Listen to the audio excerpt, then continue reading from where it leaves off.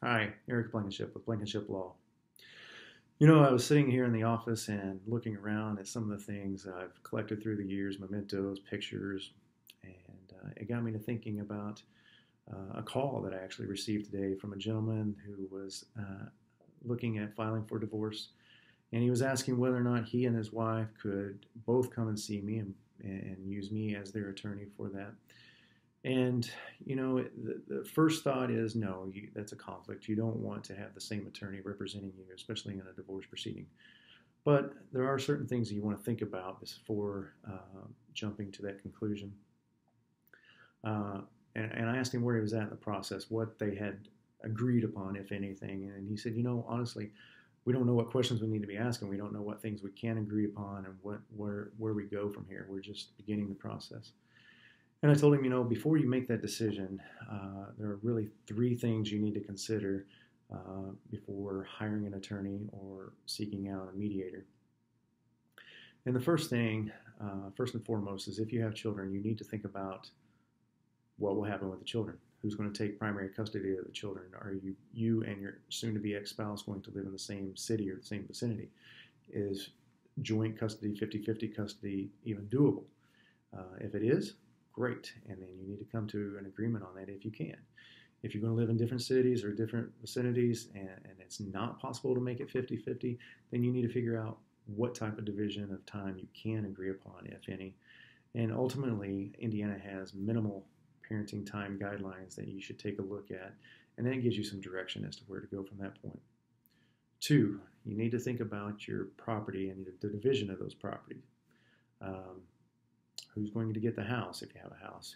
Are you going to sell it and divide up the proceeds? Are you going to take, who's going to take what debt? Who's going to take which car? Who's going to take the furniture inside the house? How are you going to divide up the banking accounts and stocks and bonds and all that good stuff? So you need to sit down and think about all the assets and debts that you have and decide whether or not you can divide those up evenly, or at least an agreed to amount. And finally, you need to think about child support.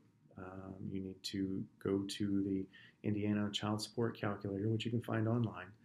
Plug in all the information. It's going to ask for both spouses' income, who covers insurance, how many overnights each parent's going to get. Again, as we discussed in number one, who's going to get the children and how long.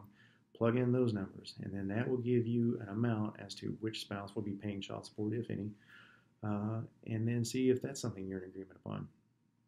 Finally, if you're in agreement on all three of those things, which are the three biggest things you need to consider when going through divorce, then maybe you do want to talk to one person. I would advise that be a mediator, someone that can listen to both sides, point out the areas that you should think about if you haven't already.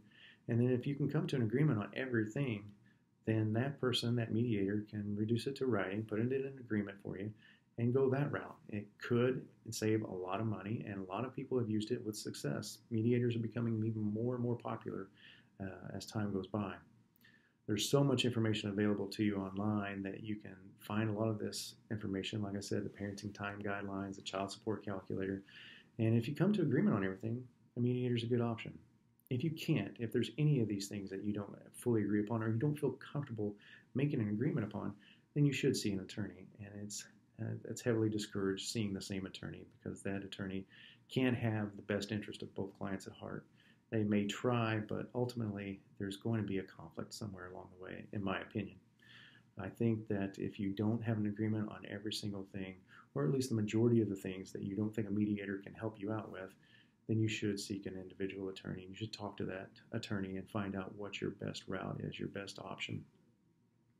So those are the thoughts for the day. If you have any questions or concerns, feel free to give me a call, email me, go to my Facebook page. If you haven't already liked the Facebook page, I encourage you to do that. We also have a YouTube channel. I ask you to take a look at that whenever you get a chance. And again, if you have any questions or concerns, feel free to reach out to us. Thanks.